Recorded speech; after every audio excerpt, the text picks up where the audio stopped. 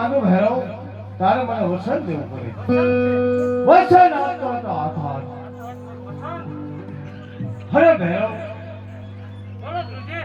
આજથી તું મારો શિષ્ય છે અને હું તારો ગુરુજી છું ભેરવ જ્યારે હું બીજો શિષ્ય ધારું ત્યારે તારું મોત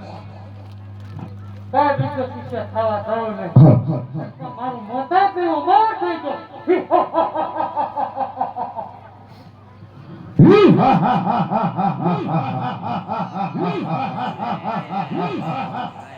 મોબાઈલ થઈ ગયો